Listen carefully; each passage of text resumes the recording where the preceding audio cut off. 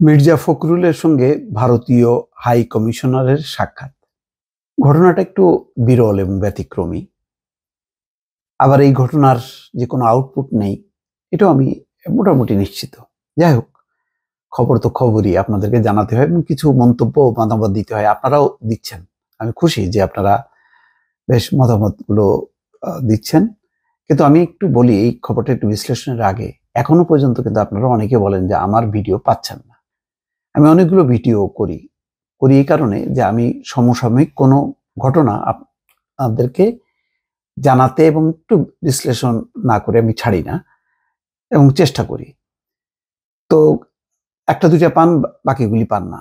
এর আসলে কোনো অন্য কোনো বুদ্ধি নেই। বুদ্ধি একটাই, যদি ইউটিউবে দেখেন তাহলে ওই যে সাবস্ক্রাইব লেখা, ওইটাকে আপনাকে টাচ করতে হবে। লাল থাকলে কালো, আর কালো থাকলে আবার টাচ করেন করে অল বাটন দেখবেন, পাশে বাটন আসে, অল বাটনে টাচ করলে আমার ধারণা যে সবগুলো ভিডিও আপনারা দেখতে পাবেন। আর ফেসবুকে যারা দেখেন তারা ফলো বা লাইকে দিবেন এবং কয়েকটা ভিডিওতে পরপর লাইক দেন, তাহলে আমার ধারণা নোটিফিকেশন ঠিক মতো আসবে। যাই হোক, এবার আসি। প্রথমে বললাম যে একটু ব্যতিক্রমী এবং বিরল এই কারণে যে মনে আছে নির্বাচনের আগে এই প্রণয় ভর্মা তার সঙ্গে ডিনার করেছিল ওই প্রণয় ভর্মার বাসভবনে।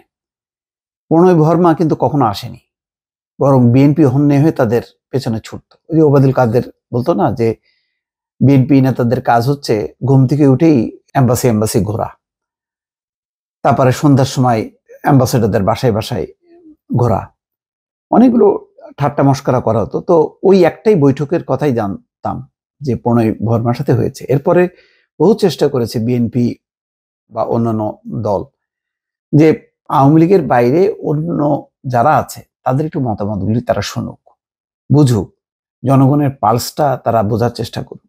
তাদের নিজস্ব এজেন্সি তো আছে, এজেন্সি দিয়ে তারা নিশ্চয়ই বুঝেছে, কিন্তু কেন জানি তারা যেভাবেই হোক না কেন, শেখ হাসিনা ফ্যাসিস্ট হোক, মানে উত্তর কোরিয়া বানাক দেশটাকে, তারপরেও তারা শেখ হাসিনাকে রাখবে এই কারণে যে তাদের নিজস্ব স্বার্থ।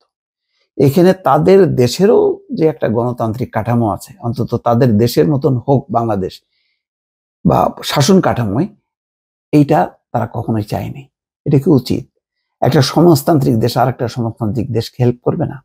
ভারতকে বলা হয় মানে বড় একটা গণতান্ত্রিক রাষ্ট্র পৃথিবীর মধ্যে। তো একটা গণতান্ত্রিক রাষ্ট্র এমন একটা দেশকে সাপোর্ট করছে যে আস্তে আস্তে স্বৈরতন্ত্রের মধ্যে ঢুকে যাচ্ছে।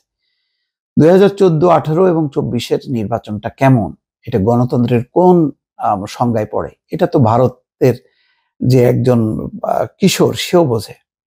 তো এই যে মানে সব বাঘা বাঘা কূটনীতিকরা, রাজনীতিকরা, এটা কি বোঝেন না? বোঝেন ঠিকই, বুঝেও তারা ওই আওয়ামী লীগ আর শেখ হাসিনার ব্যাপারে অবুঝ।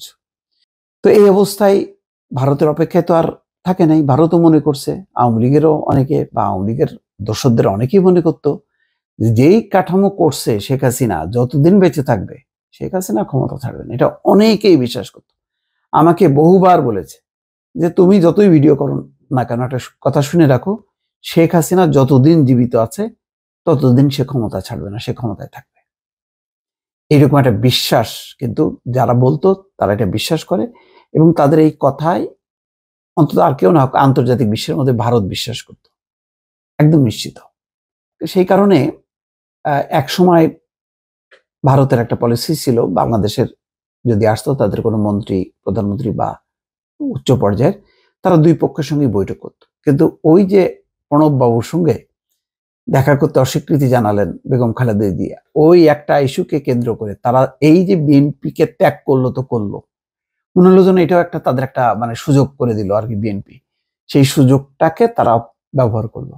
তারপর থেকে আর তারা কখনোই আসে নাই।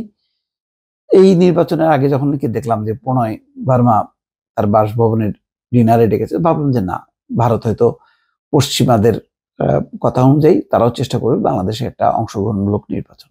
কিন্তু কোথায়, বরং আমেরিকার যে চেষ্টা করতেছিল সেই চেষ্টাকে তারা শেষ মুহূর্তে ঘুরাই দিল। তো সেই প্রণয় ভার্মার আজকে আসছেন উল্টা বিএনপি মহাসচিবের সঙ্গে দেখা করতে দলের চেয়ারপারসনের গুলশান কার্যালয়ে। তো সেখানে আবার দেখেন একটু ব্যতিক্রমী এই কারণে অ্যাডভোকেট নিতাই রায়চৌধুরী, আমি আন্তর্জাতিক কোনো প্রতিনিধি দলে অ্যাডভোকেট নিতাই রায়চৌধুরীকে দেখি না। এটা বিএনপি কেন প্রেজেন্ট করলো? হয়তো হইতে পারে যে আমাদের মধ্যে সংখ্যালঘু সম্প্রদায়েরও আছে যারা নেতা, সেটা হয়তো দেখাতে পারে। আচ্ছা, সালাউদ্দিন আহমেদ এখন সবগুলিতে যাচ্ছে, সুতরাং তার যাওয়াটা অস্বাভাবিক না। অস্বাভাবিক একটা যে আমি এখানে আমির খসরু মাহমুদ চৌধুরীকে দেখছি না। শামা ওবায়দ আছেন, কিন্তু আমির খসরু মাহমুদ চৌধুরী নাই। এই দুটা টুকটাক ব্যতিক্রমী হলে আমি বিষয়বস্তুর ব্যাপারে কিন্তু আমি কনভিন্সড না যে মির্জা ফখরুল যা বলবেন ভারতীয় হাইকমিশনার সেটা বুঝবেন, তাদের ওই হাসিনামুখী নীতি পরিবর্তন করবে, যেটা ডক্টর ইউনূসও বলেছেন যে দিল্লিকে ওই হাসিনামুখী নীতি পরিবর্তন করতে হবে, সেরকমটি হবে এখন পর্যন্ত তেমন কোনো আভাস ইঙ্গিত বা লক্ষণ বোঝা যাচ্ছে না। তা নাহলে দ্বিতীয় দফায় বাইডেন আবারও কেন বাংলাদেশের প্রসঙ্গটা তুললো, নরেন্দ্র মোদী বাইডেনের সঙ্গে সাক্ষাৎ করতে যেয়ে, এটা আমার মাথার মধ্যে আসে না। এখান থেকে কি ফায়দা তুলবে, নাকি ভারত বেশি আতঙ্কিত হয়ে গেছে যে চীন পাকিস্তান ইতিমধ্যে ঢুকে গেছে, এই কারণে দেখা যাক কি হয়। দর্শক ভালো থাকবেন, আল্লাহ হাফেজ।